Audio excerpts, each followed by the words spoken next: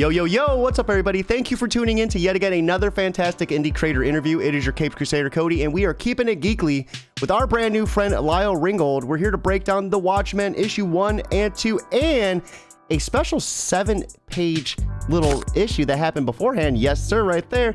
And everything in between. Lyle, before we dive into that, though, how are you, man? Welcome to the stream. I'm good. Tired.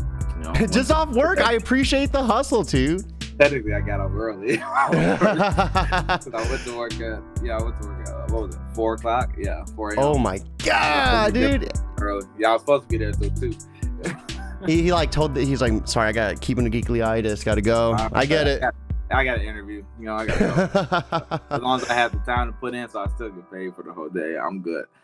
Ooh, that's even better. So, hey, getting paid to chat about the book. What better way to start off an awesome Thursday? So, Lyle, what got you into creating comics? You know, what was your first steps into starting your journey? Well, for comics, from the beginning, I never wanted to create comics. By the way, like that, the comic process happened by accident. Like growing up, I liked superheroes, all that. Like I was a big fan, but I always wanted to make like films and TV shows. So like I remember like I made my first script probably in like it was a terrible script, by the way. I made my first script in like 6th grade. I literally wrote it like in a notebook on a piece of paper. It was set in like the park down the street from my house. It was so terrible. It was supposed to be like Power Ranger type. It was like a Power Ranger type. Let's thing. Go, dude. But it was just terrible. I was like just writing it. I'm like, oh man, and you guys, we're over here planning. I'm like, I don't even have a camera. I'm like what?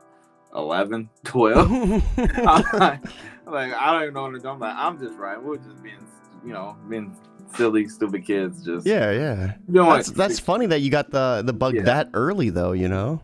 Oh yeah. It's like I don't know. I've always like filmed. My older brother, he's always the one. He's the one that got me. I think. Honestly, I don't know. I just feel like he's the one that got me into superheroes just because he was older. I just feel like he probably showed me a superhero film, and I was like, okay, I'll watch it. And like, this is cool.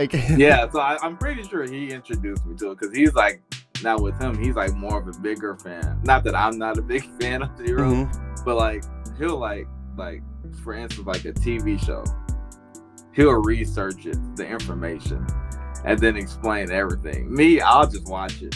He'll research everything. So he got into like the depths of it. Yeah, he'll get in deep. So, and he also started his YouTube page. So now he does like reviews and stuff for like TV shows and whatnot. But yeah, that's how I got started into writing. I always wanted to do film or TV. So then from 6th grade, fast forward a little bit, I'm in 12th grade. By the time 12th grade came, they were like, "Oh, college. What a college?" I don't want to go to college. Like my whole career path from 6th grade and up changed. I went off course. So I was like, I'm gonna go straight to the military. Basically, I was like, I don't want to go to school. I was like, I'm going to the military after high school. So they were like, my parents were like, no, try college. I was like, I guess I'll try college. But I only applied to 2. And one was it's called Columbia in Chicago. You know, it's like it's the arts college, whatever. You know, like they do like media college. You know, the Columbia in Chicago. And then the other one was SIUC, Southern Illinois University in Carbondale, Illinois. So I had those 2 choices. People would think that I chose Columbia, but I didn't. Because since I lived so close to the city, my parents wouldn't let me move out. So I chose the school that was 5 hours away because I didn't want to stay at home at the time. They wouldn't let I love the loophole, man. I love the loophole. You're like, you know what? I'm out. Yeah, I was like, so it was basically like either go with my dream career or do whatever else. So obviously I chose the party school, did the party school. Things didn't turn out correctly. Dropped out of that school. Went to the military. So then during the military, I was getting ready to go. So fast forward a couple more years. That was so I went to college, 2013. Did Fast they? forward. Did you have to go to Alaska? Is it Alaska for the Air Force? Yeah, I went. Yeah, I was stationed at a base in Alaska in 2018. We went on. It was like a TDY type trip to Alaska. You were far from the family then, huh? Yeah, that's way farther than 5 hours. Yeah, I was real far. So we're in Alaska. No, it was like actually this is like right. So right, it was like during the time that I was packing for Alaska though. Mm-hmm. So this is where the comics kicked back in. So it was like during the time I was packing for Alaska, I have a friend named David Kirk. He's a good friend now, David Kirkman.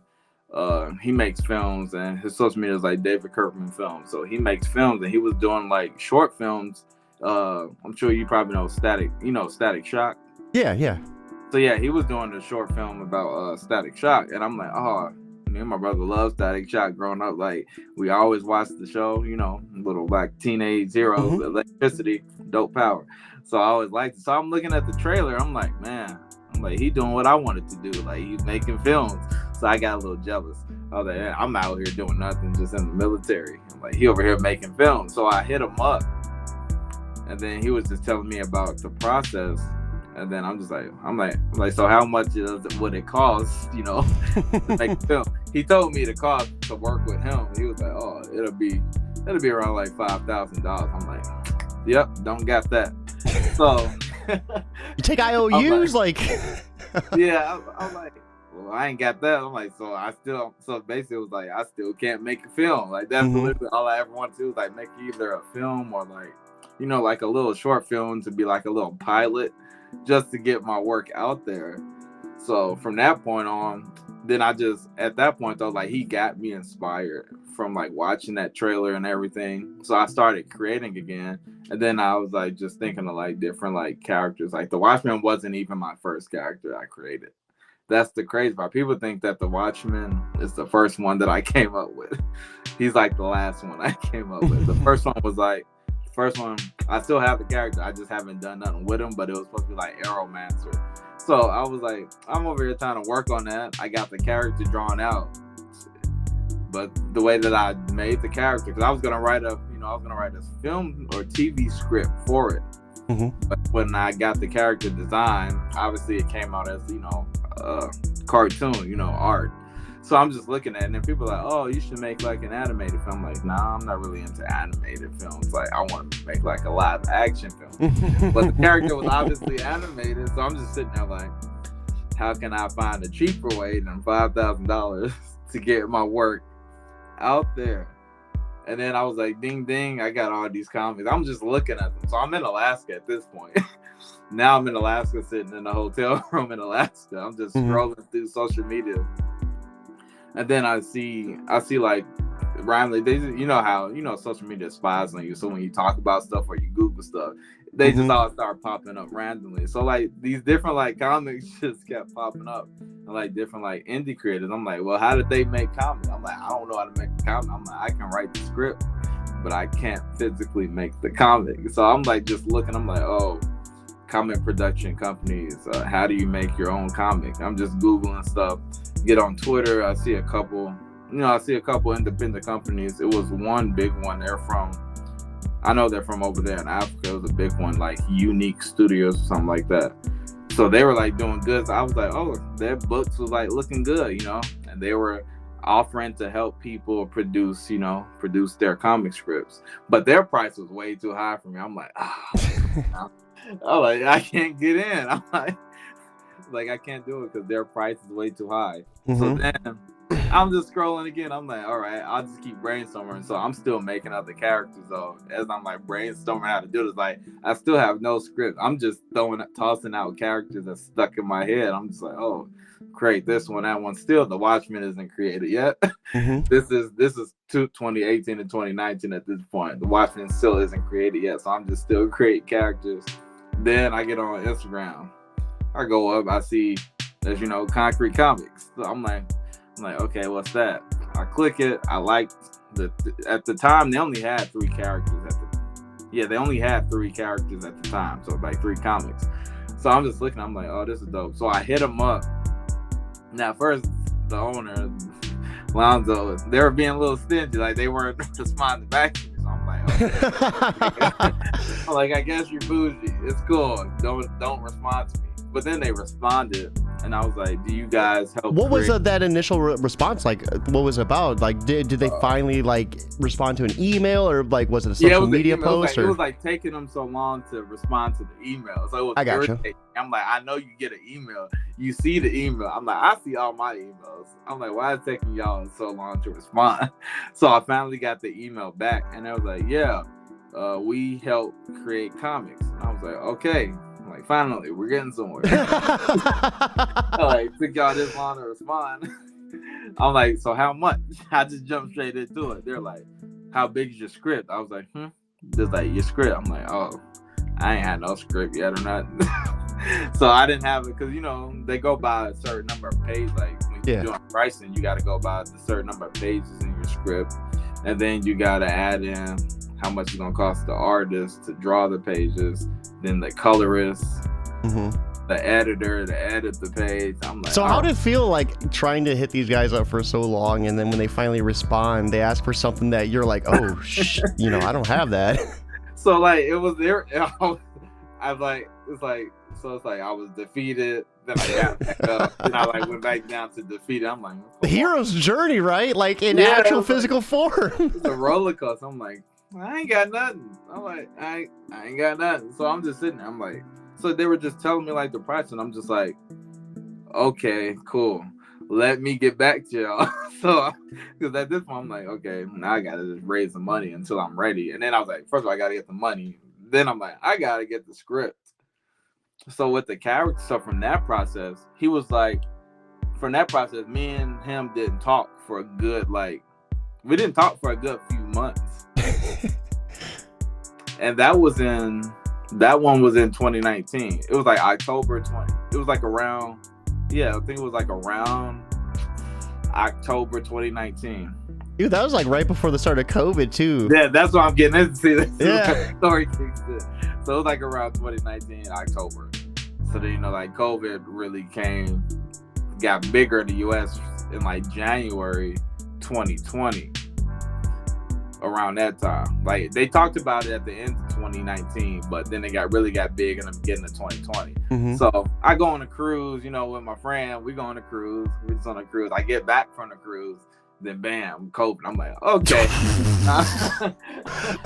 What a rude awakening, like having the time of your life. You're like, dude, everything's cool. And then like you get back to the States, it's like, no, like we're all like, it's seriously horrible over here. It's like we're dying. I'm like, because look, before I went on the trip, it was like December, so around December 2019, I had got sick real bad. And I'm like, see, I don't get sick like that. I'm literally throwing up everything. I'm like struggling to walk. I'm like, what is this? I'm like, is this the flu? I'm dying. So I'm thinking nothing of it. I'm like, that's not COVID, but I'm really suffering. And it went on probably for like 3-4 weeks. So then I get over it. I go on my trip. So I'm thinking, I'm like, oh, it was just the flu. I come back. They're like COVID. I'm like, did I have COVID? Did I start this wave? Yeah. I'm like, did I have this? I'm like, I brought that to Illinois, I guess. I'm like, that's wild. So I'm like, I was like, maybe I had a little bit of COVID in me a little bit. I was like, I survived though, and I was just drinking orange juice and eating ramen noodles. See, that was the cure right there. Orange juice and ramen noodles. That helped me out. Man, I remember it had to have been late December. I got so sick. See? That I passed out on my bathroom floor. Like, dude, my significant other was like really concerned, like, cause like she just comes in and I'm just like zonked out on the floor because like I was afraid that I was, like gonna miss, I was getting sick too. And, dude, I remember it was before COVID, and then like since then I never had it ever again. And I always think like, was that it? Like, that's what I was like, I think I had it once and I randomly beat it. Did we become super soldiers? Exactly. So from there, like I came back from the trip. It's 2020 now. We took the trip in the beginning of 2020. It was like Super Bowl weekend, basically. It was like a Super Bowl cruise. That's what we were on. We come back. Still haven't talked to this guy now. Still haven't talked to them again. So I go to work. I'm still on base and everything. But then I get put on COVID duty. For the military. So then I'm on stateside duty. So I'm back. I'm in Illinois. We're literally down the street from my house, like my parents' house now. I was at my apartment, but now I get put by my parents' house. Now we have to do like COVID. You know how the military was doing like COVID tests for people and all that. Mm-hmm. That's what I was doing. So they were not kind. You guys were not kind to me over here in Ohio. These people are sick. Like, I'm touching y'all acting up in the car. I'm like, bro, like, just put it Dude, in there. I remember the one time I had it was like I wasn't even sick, but I had someone in my workplace who had a father who was sick. So it was like I was around someone who got sick. So out of respect for him, I was like, I'm gonna go get tested because like I don't want to be the guy that gets sick and then you get sick and then your dad dies and that's on me. Like I'm good. I don't want to take that with me. And I remember in National Guard, they fucking crammed my head back, took it and just like, and I'm like, are you sure you're not in too deep? Like my brain's hurting. Right now, we're not deep enough at this point. Didn't even spit on it, man. I was like, Because the thing is, like, we didn't want to be there. Like, you're just taking it out on. Because y'all putting us in harm's way. It's like, why? I'm not a doctor. Why is this my job? No, dude, I worked phones before during that time. So like I felt it. Like phones, like AT&T, like they didn't get shut down because they were considered.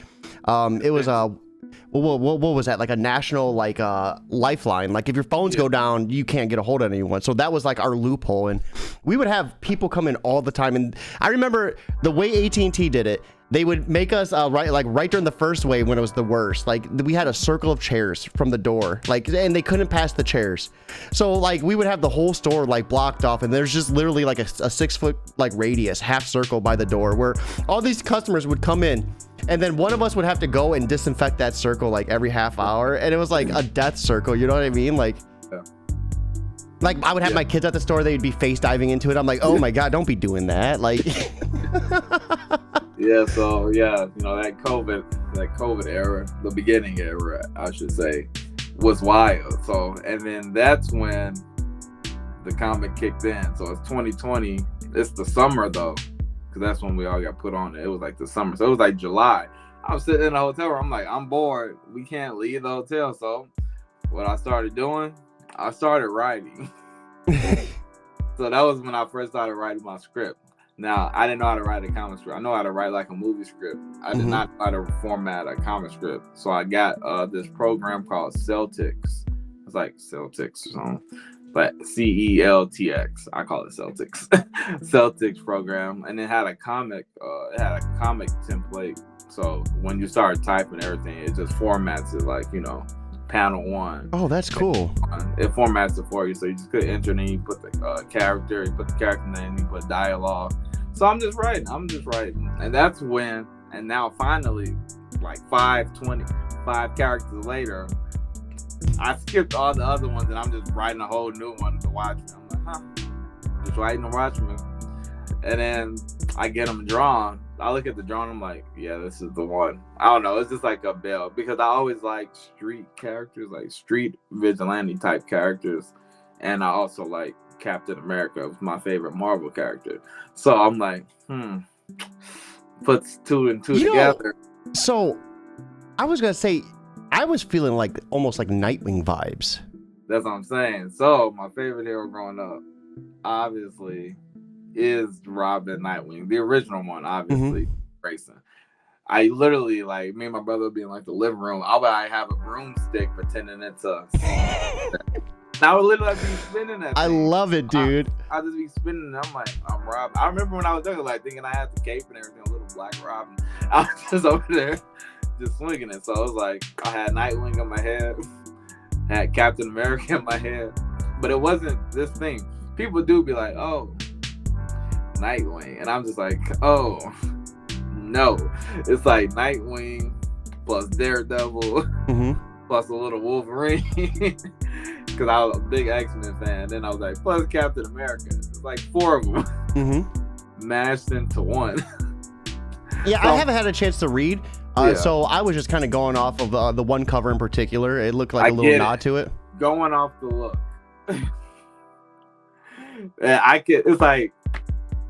It's like, I can kind of see why people keep saying it at first, but then I'm like, I don't see it. It's like other people are seeing it really. I'm like, what? Because he has 2 staffs?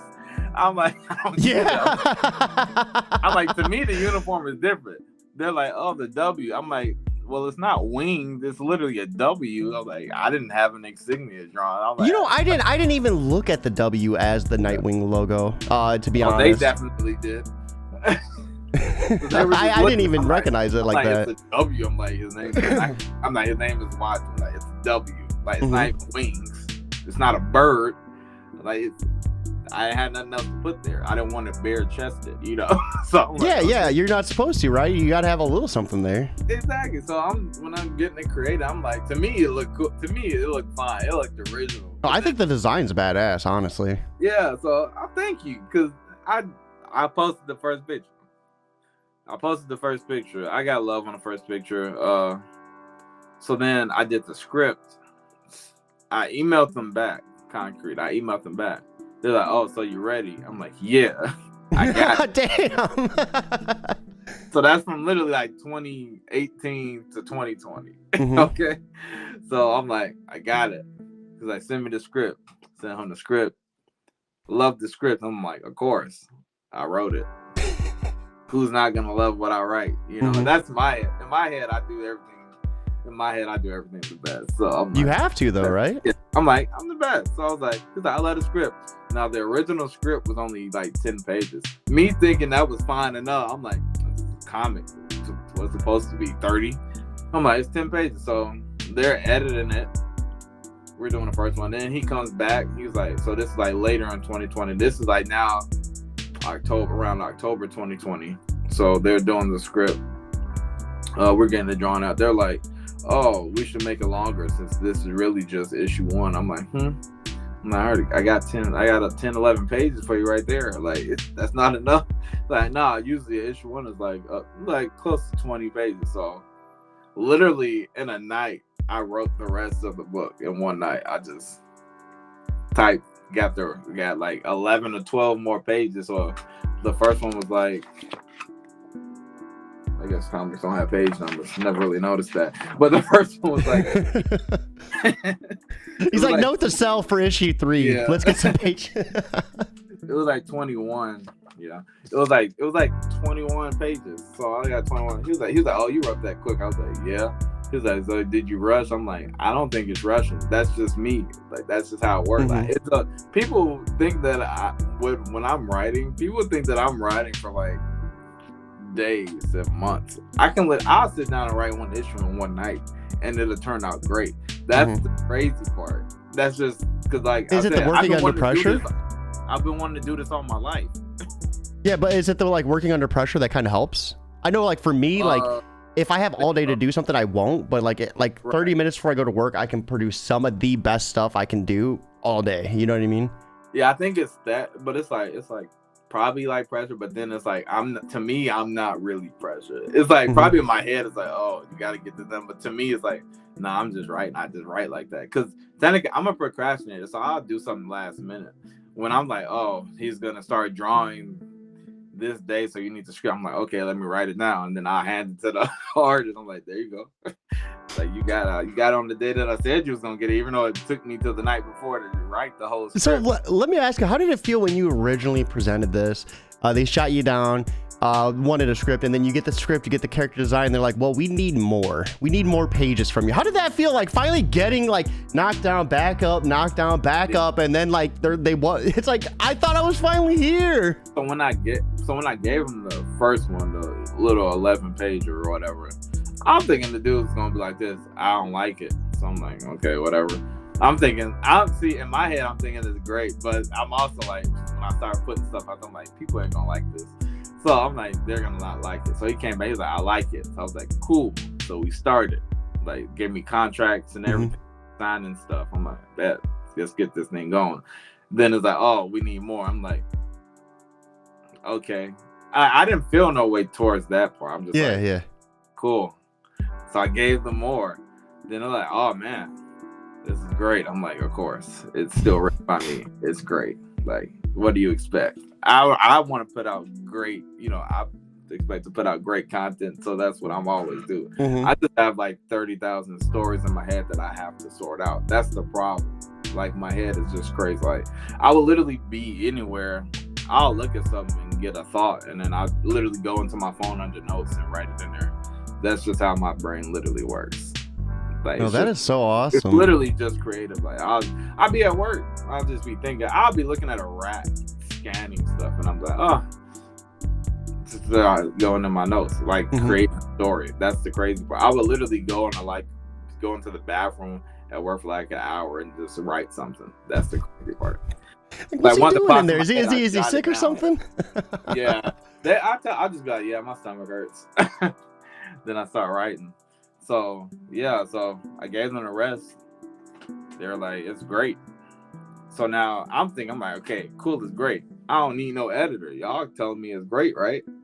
Don't edit my stuff. So then they get to editing it, and then that's one thing I hate editors. I don't have nothing against my editor, okay? It's just it starts getting those notes back, right? Like what you did wrong. It's like, I thought this was perfect. Because then he sent it. So he said, no shade to Daniel. Shout out to Daniel for great editing. I just don't feel like I need my stuff edited, because if I write it, I'm like, that's how I want it, because I wrote it that way. So that's what I want it in there. You can edit punctuation, but when you start trying to change the dialogue and story, that's where I got a problem. Like, all right, relax. So like he was like, honestly, he was like, it's great. I just have a couple of suggestions. So he's going into the suggestions. Like, he'll tell me, oh, I think this, and this should be here instead of this. And then I'm like, kind of like, he was like, well, it is your story, so it's up to you. And I'm like, okay, we'll keep it then. So we'll keep it. I'm like, I'm not. Don't tell me it's up to me, because then we're really not changing it. You might yeah. So if you want it, change. But if you tell me, I'm like, okay, then we'll keep it. Like, punctuation, y'all can edit that all day, but the actual dialogue.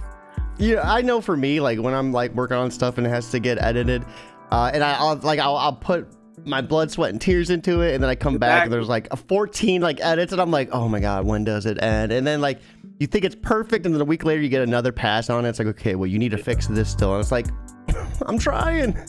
Yeah, but I feel like whatever I write down, that's how I want it. I'm like, they hate it, they hate it. They love it, they love it. So we were talking about issue 1, but where did that little 7 issue come into play? This is the crazy thing, how my mind works. So we did issue 1. So we got issue 1 going. Issue 1's being drawn out. I think issue 1 was finished by this time. I want to. Yeah, so issue 1. So basically, issue 1's done. So then, if you'll notice, at the end of issue 1, you'll have Meanwhile, and then that's where my surprise page comes in. That everybody, break my own comment. That everybody went crazy over was the surprise. It was this page right here. That this character, this new random character that randomly popped up. So everyone went crazy. Everyone went crazy for that one. So like I said, like stuff just pops in my head. That random page, I was like, like, I want to add a page. So I added that page. So issue 1 was done. And then I'm sitting there, I'm like, oh, so when does it come out? We're like, oh, we have to plan the Kickstarter. The Kickstarter is gonna drop on such and such date. So I was like, well, that's a while. It was like a month or like the book was done, but it was like wasn't dropping for a little minute. So I'm like, I want to get. We brainstormed. We was talking in one of our. We always have meetings like every week, and then we were like, oh, we want to get people more hyped about the book coming out. So they were telling me about like they do like mini issues and everything, and I was like, oh, cool. And like the mini issues be free. So I was like, I'll do a mini issue. He was like, yeah, just do like a 5. Like a 5. He told me, he was like, you could literally just do like a 2-3 page. I was like, interesting. But me, I don't know. If I start writing, I keep going. I can control myself to stop. So I ended up stopping at like 8, 9. I was like, okay, it's done. And like this one has really nothing to do with the story. It's just like a side story, really. Yeah. So it's really like introducing the character. Like in the beginning, it like shows a couple like it like hints at his abilities in the beginning, like what can he do and everything. And then he really just going to break up a couple bad guys robbing a place. Then it ends, but we put that out. We put this out before the Kickstarter dropped. And it was like in the beginning of 2021. We put that out for free. everybody were downloading it. They loved it, so they were like, "Oh, when does issue 1 come out?" So we built the hype. Yeah, So, no, that's actually pretty genius. yeah, so that's where that one came from. Like, it wasn't ever planned. I literally just wrote that on a whim. And the crazy part about that is that mini issue that I just randomly wrote up in literally like an hour, it won me an award. Oh, dude. Issue. It's like, let's go. It's a Glyph Comic Award. I forgot what the whole Glyph stood for, but it's in the indie comic community, and they do awards every year on different you'll have like a whole bunch of submissions for your independent books. Mm-hmm. A lot of people submit to it, so they were like, "Oh, we should." They have a section, because this was the only book I had out at the time when that contest was going on. So they were like, "Oh, you should submit it." I was like, "I'm probably not gonna win nothing." I'm like, "It's my first one. It's a mini issue." I was like, "I ain't gonna win nothing," but I submitted it anyways. Time goes on. We hear nothing about it. Time goes on. I don't think we found out till the end of the year. Mm-hmm. Didn't find. I forgot about it. That's the great part. I forgot that I even submitted it. Then I got a random email, a random tag on Facebook.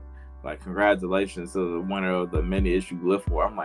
I'm like, I won that. Dude, yeah. After that, it was like best mini comic. I was like, yeah, that's cool. Like I already knew it was. 2 minutes. But that's what I mean. Like, I can literally write something like 2 minutes and I still get an award for it. So I just feel like that's just my process. So, mm-hmm.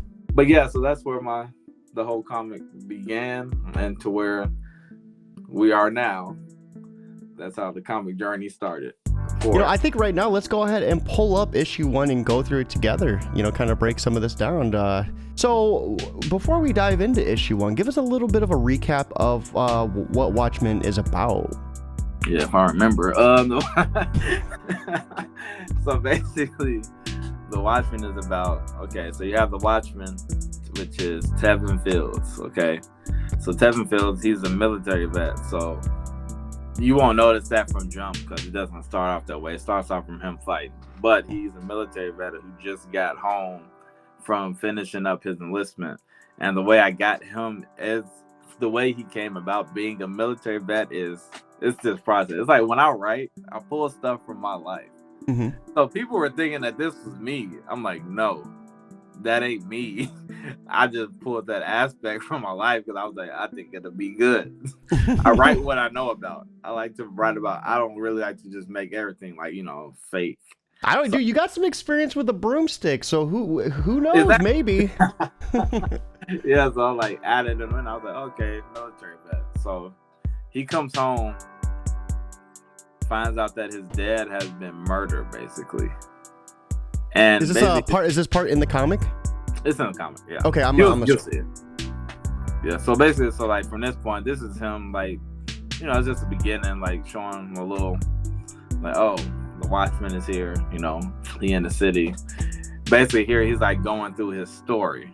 Mm-hmm. That's why it's more captions than dialogue, because he's really like going through his story and everything.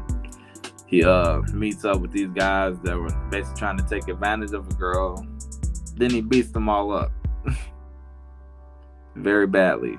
So what type of armor does he have? Because it looks like it's pretty strong. It could deflect knife blows. So technically, you would think that that's armor. I'm not gonna lie. That's just how the artist drew it. I don't know why he drew it that way. I don't know why the man drew it that way. I'm like, he looks bulky, but at the point, I just wanted something done. I'm like, mm-hmm. I don't care. I really never really paid attention to the uniform that much. I was just like, it is what it is. People like this. I was like, cool. No, I think it looks awesome, man. To me, it wasn't supposed to be armor, but I just expect when people say it, I'm like, yeah. So what was it supposed to be then? Just a suit? It was literally supposed to be a suit. No armor whatsoever. Because he's durable. That's the thing. Mm-hmm. Like, he's, like I said, it makes him with Captain America. Like, he's durable, so it wasn't going to hurt him or nothing. But, okay, it turns out, yeah, he has a little pattern on this. Yeah, it's durable. He got a little, what's that? Okay, he has Teflon or whatever. Mhm. Kevlar. Yeah, that's the suit. We're gonna go with that. That's the suit. Yeah, he looks Oh, like he's pretty formidable too. Martial yeah, arts you know, training. yeah, which also comes. So yeah, he was trained at a young age, plus military. Hand to hand combat, various combat strategies with them. So he knows a bunch. He knows a bunch of fighting techniques. Now Yeah, I people, love this fight sequence too with the chain, like the way the artist was like drawing it wrapping around the arms. Who was your creative team on this? Leandro Meneses. Yeah, I love these fight sequences. This is awesome. Yeah. I love how he really got it to the T of how I literally wrote everything literally how I write comic books is probably literally different than how everyone else writes it. I write out every single thing, everything that you see. I write I literally wrote have the chain do this, because even when when we finished, he was like it was very easy to work with me because he said my script was very detailed. He knew exactly what to do. Very detailed. I was make him take the chain when this gets swung. He grabs it. He tosses the guy with the chain into that guy. I was oh, guy comes up with a knife. He swings the knife. The Watchman blocks and grabs his arm and then tosses him straight into a trash can. That's literally how I wrote it. And then look, you see, go back up a little. Do you see this scene right here? Did you know someone tried to steal that scene for their book? What, this one? I promise you. Yes, they stole my stuff. It was sent to me, and I'm they really stole my. They didn't steal. They almost also took the suit. They had it was almost an identical suit. The guys were laying around the person and everything. It was that same. It was literally the same picture. I was you know what? I'll let y'all have it. I really didn't care that much. I'm thank you. Hey, they often say imitation's the most sincerest form of flattery, right? Yeah. Well, I was get your own, okay? But yeah, so everything was very detailed. Since this was around the time, where George Floyd, when I was writing, it was around the time George Floyd, all the cops beating up on colored people. So I kind of had to add a little, had to. Like I said, I make it relative to what's going on today. Yeah, yeah. Right. I love how he did the chasing, the hopping over rooftops. And I try to be a little comedic. I don't want everything too serious because I'm not even serious in real life. So I write how I am. I just love this sequence too of him just outrunning the cops and jumping roof to roof, and they're like, how the world did he do that? So does he have superhuman abilities as well? Yes, because he's enhanced. So that's why people were confused at first. They're oh, he's getting hit. I'm well, as long as he doesn't pay, if he's not focused, you can tag him. He's not just sturdy all 24/7 of his whole time. So he'll get tagged a couple times. It's just not gonna hurt. He could get hit. It just feel like a little love tap. But yeah, so yeah, he has his abilities. He's basically it really was a serum, but he didn't take the serum. The serum was basically he was born with the serum. Okay. His dad took the serum. So is this why they call him Watchman 2.0 then? Yes. Yeah, because I was seeing this and they were calling another Watchman. So are there more than one? Or is it just him and his dad? His dad used to be the Watchman, but I gotcha. His dad died, so he took up the mantle. He took up the mantle of the Watchman since his dad was murdered. That's the only reason he became one. I love, dude. This art is gorgeous too. Holy crap, man! This is beautiful. I love my artists. So here we get a little bit of a breakdown to Tevin. So, kind of his exposition of breaking down who he was and carrying that responsibility. So give us a little bit of a breakdown of what's happening here. So here is when the story actually happens, the background, because people are oh, how does it start off? It starts off in the middle of issue 1. Ironically, that's how I write. I didn't care. I'm not gonna copy everybody else. I'm gonna write how I feel like I want it to go. So I put it in the middle of issue 1, and I was like, okay. He sits up there, takes his mask off, he tells his story. So as you go to the next page, he starts off basically like says, you can see his dad's up there. So that's his dad in his little hub. Then you see in the next panel, that's his mom is pregnant. So he never met his parents. He was a foster kid. He never were born. His dad didn't even know he got someone pregnant really at that point.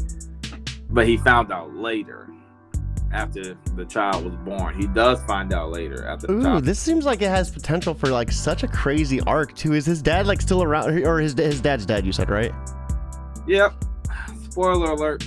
I got you. I'm like, dude, I'm like in my head, I'm like, man, what if he has to fight his dad at some point? Like, that'd be so crazy. Yeah, so you never know what's gonna happen in this universe. Is his dad dead? Maybe not. Who knows what happens? Because as you can see, so that he grows up, it shows how he got in trouble. Yeah, he was bullied in foster home. He grew up around the wrong crowd. Typical story that some people be like, oh, typical story about a black kid's on drugs. It's not really a typical story if he got out that life and made something of himself. Yeah. So yeah, he goes. Everybody goes through their little phases first of all. Okay, so he goes through his little phases. Gets in trouble with the cops a lot. You know, typical teenager trying to figure themselves out when they're dealt a bad hand. It's like they just try to make the best out of that situation. So then this is where he meets his dad, but still doesn't know yet that is his dad. So him and his friend. Does his dad know that's him though? Yeah, at this point his dad does know. That's why he's watching him. He wasn't just there to stop kids. I mean, come on now, they're at a gas station stealing gas. Not really a crime to me. So yeah, he taps me. He just really wants him, that's how he told him to get lost, He wants him to stay out of trouble. So he's like trying to help him the best he can. But it's crazy. It's crazy that his dad inspired that. Like somehow I felt like he saw something in me. So it's crazy that his dad inspired that without him realizing that was his dad. Exactly. Like that's how I wanted. And you see that suit, that's how I wanted to watch the suit. But it didn't turn out that way until So they go through that. He starts taping him because he's like, he's in awe of what he's seeing right now. The Watchman was like, oh, he was really like back in the day. So at this time, the Watchman wasn't that relevant in the city. So he was more like a myth. Like they were like, oh, we heard all these stories, blah, blah, blah. But no one's ever really seen him up that close. And now he has. So, and now like he wants to talk to the dude, And so he's like, I want to talk. I don't. You see a kid running on a rooftop. Like, come on now. What do you think some kid's just gonna randomly do that? But he doesn't even know. Like, but the serum that his dad took is in him. Because it was put into his bloodstream, his bone marrow, everything, his whole being. So when he had a kid, that DNA transferred, obviously. Yeah. That's a really awesome. He thinks he's just, probably athletic. No, you got some special stuff in you. You're not just athletic. That's a pretty awesome way to go about it too. That's, I guess, like a road that's really not looked at with superheroes, like the ability to pass on. I never would have thought of like Captain America having a kid and like that kid having that ability as well. Exactly. See, people don't put that together, but oh no, he would have to take the serum. No, that's why y'all never saw Tevin take the serum because he already had it. That's why I would never put that in there, him taking the serum. So, this point, Tevin, he could have made that jump, but he just doesn't know. It's a nice little callback, too, to him jumping from the roof to get away from the cops. Like, it's a nice little throwback to that, too. Yeah. I have to tie everything in together. So, yeah, I really think this is interesting, too. Like, he thinks he lost him, but then his dad comes out of nowhere in the shadows, and we get a nice little introduction of who he actually is. I think this is awesome, man. Holy crap. This is my first time seeing the comic. Yeah. And like already, like after the interview, I'm like, man, I'm going to go back and I'm going to have to reread this. Appreciate it. Yeah. So I was like, I really don't like, People be surprised. They're like, you really wrote this in that amount? Yeah, that amount of time. This is what comes out of my head. Like I said, it's just stories in my head. Like he's looking around. So, man, you really the watching that? Oh, why do you care so much about me? Like, why are you doing this? It's your dad, man. He cares. He might not have known about you at first, and he was protecting you by keeping you out of that life. But you over here acting up. He ain't got no choice but to step in now. Now his mom is gone. She's never coming back. So yeah. And then we get this would be such a world changer, you know, being in the system, then going to your own bedroom with a flat screen TV in it and everything. Exactly. Now he's like, oh, I'm gonna start acting right. So that's when his dad starts training him. He starts training him. He goes to the military. He goes through some stuff in the military, you know. He in war. So is he in the Air Force in the military, or what branch? Yes, the Air Force. See, my sister, she was in the Air Force too. That's why I knew about like Alaska and like some of the uniforms and stuff. Yeah, he's basically what he is TACP, you know, tactical air control part. He's combat portion of the Air Force. So this is when he comes home. So you know, he's trying to figure everything out. Like his dad's supposed to be there to pick him up, and then bam, lying in the pool of his own blood. Yeah, this is pretty deep. I even liked how the phone had blood on it too, right here. Like you come home to that, like that'll hurt. So how are you able to do this to someone with his abilities? Like, what would cause this? Due to that, the more basically with that serum, like his is so basically his is different than Tevin's, because Tevin's serum is like a muscle. Like if he works out, he gets even stronger. Okay. See, since his dad it was just injected, he ain't getting stronger. But like the more you get older, it'll wear out. I gotcha. So it's different than Captain America. I don't know if Captain America's serum wears out. I think when he gets older, it weakens. Yeah, so to me, like his weekend, but the people that didn't know he has the serum in him, so all their weapons are special. Like they can hurt him, which is why that can happen to his dad. And then this brings us back to they're not the only two super people. But that's what I'm telling you. Oh, okay, all right. So there's gonna be some others out there, and then this brings us to the present day of him looking over the city. Yeah.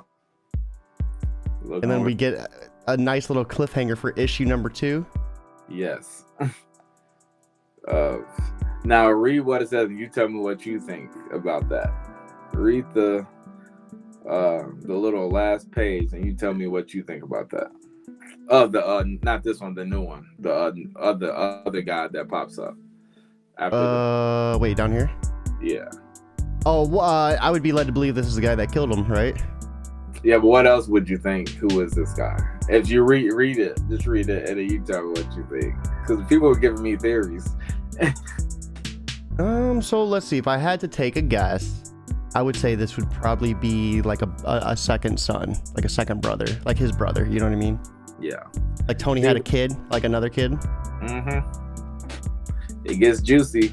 And that would be my first guess, like without really like just going through it the first time with you like this and not really reading it. I would assume, you know, and that's just because like he seems like he has super enhanced abilities with like the outline of the suit and the weapon too. You know what I mean?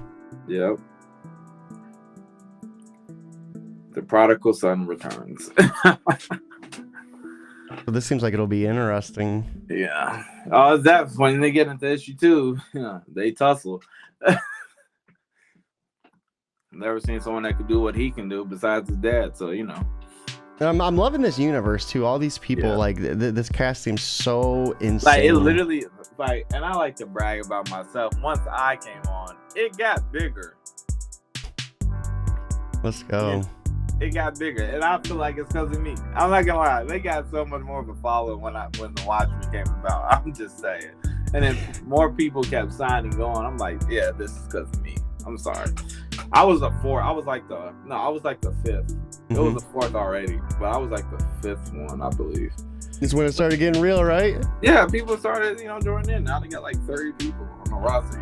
Yeah, So after diving into issue 1, and you have issue 2 out, how big of a series are we looking at for the Watchmen? Like, how many issues do you have in you with the series? So this is going to be an ongoing series.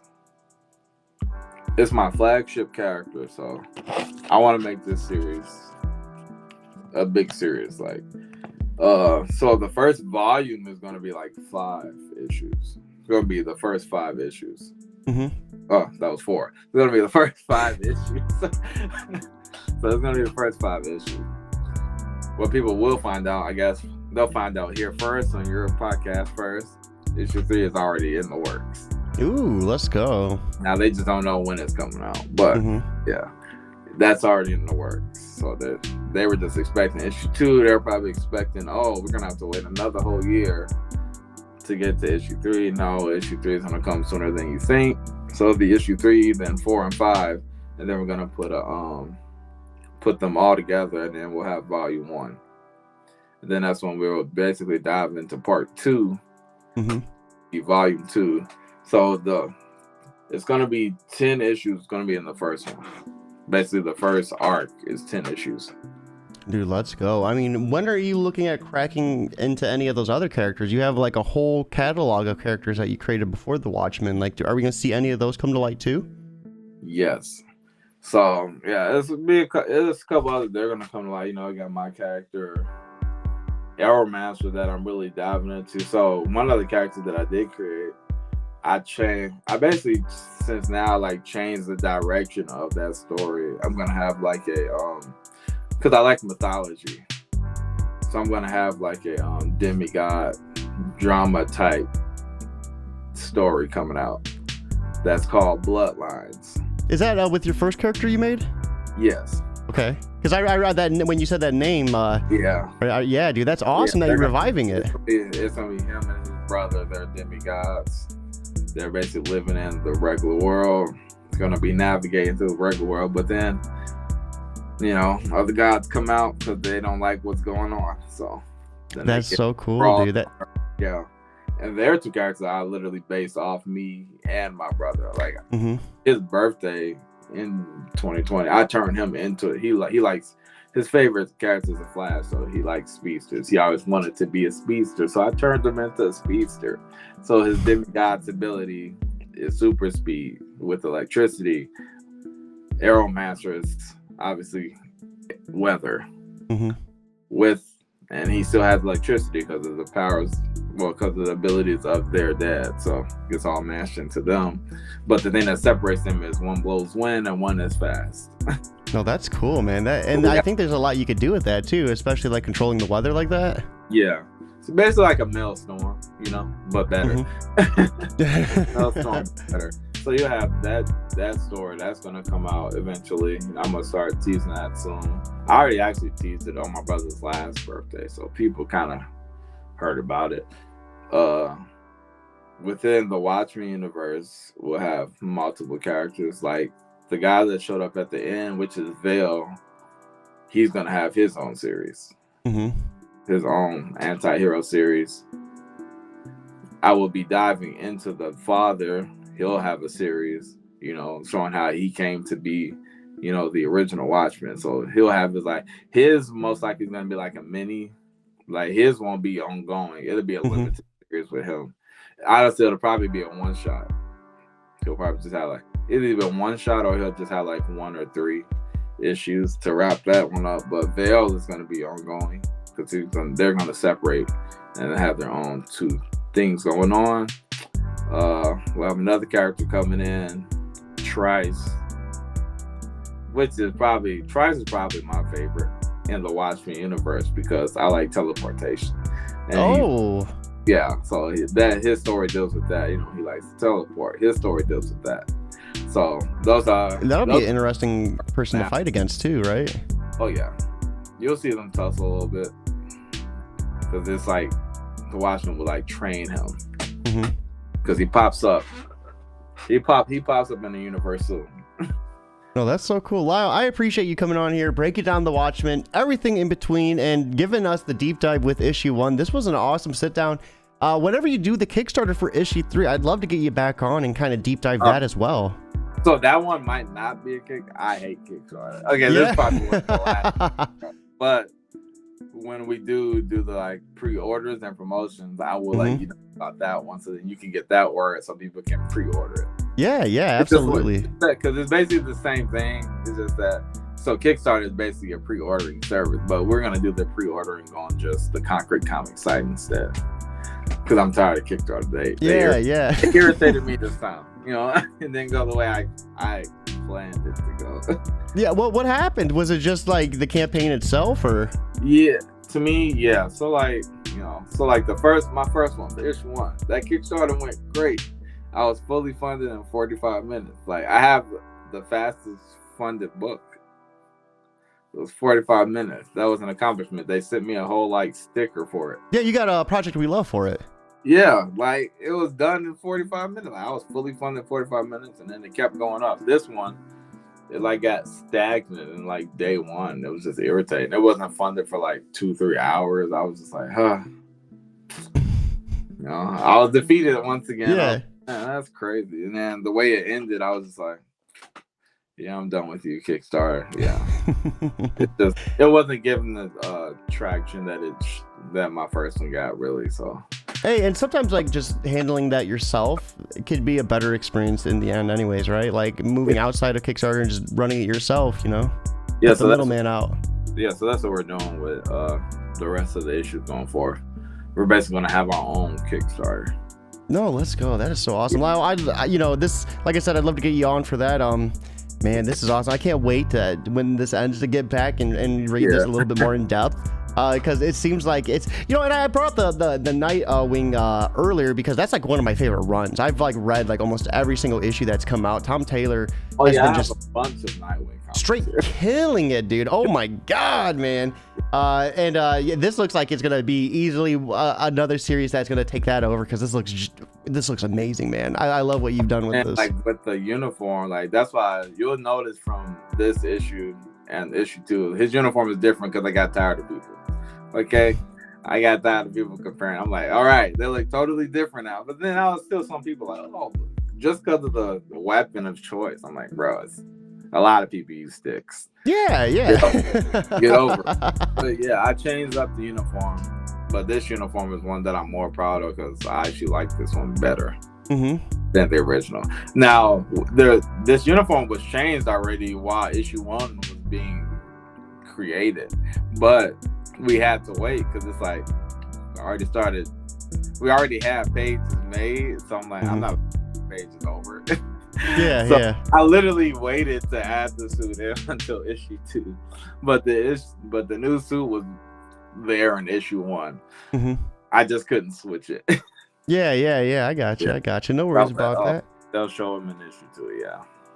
I think with this being said, it is a perfect time for us to wrap up. Before we end things completely, Lyle, I always love ending things strong with a question in particular, because as much as this is a podcast where we really focus on you and your book, there might be someone new who's watching for the first time, really interested getting into comics themselves. So with that being said, for anyone that's just, out there, they're wanting to get started, but they just are not able just to get motivated to go, what type of advice would you offer them just to help them push through that barrier? Well, like Nike says, just do it. I promise you. You don't be like me and say you're gonna do it and then procrastinate, because it is. I would say it is harder the more you push it further down the road. It does get harder to even, get the energy to do it. So just start writing. Reach out to people who can help you create the book. Just do what I did. Just search, like Google artists. Go on Twitter, say, oh, who can help me create my book? They'll literally start blowing your DMs up. Like, go on Instagram, just type in comic artists, slide into their DMs. Like, if you need help drawing it, or if you need writers, there are people that actually write for you. Because someone offered me a job to write for them before. So, like, if you're just an artist and you want a comic book, people will write for you. If you're a writer and you need an artist, there are people literally draw for you. Just make sure you do the right pricing, make sure you like their quality of work, and just do it.